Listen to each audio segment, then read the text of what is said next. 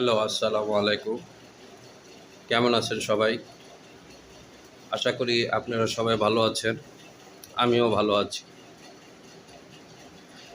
আমাদের প্রতিবেশী রাষ্ট্র ভারতের প্রতিরক্ষা মন্ত্রী বাংলাদেশকে নিয়ে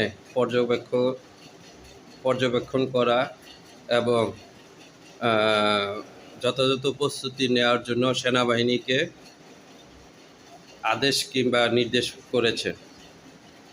এ থেকে আমাদের যথেষ্ট সচেতন এবং অ্যালার্ট থাকতে হবে যে আমাদেরকে যাতে কোনো রকম ভারতের আগ্রাসনের সম্মুখীন না হতে হয়। আমাদের সেনাবাহিনীকে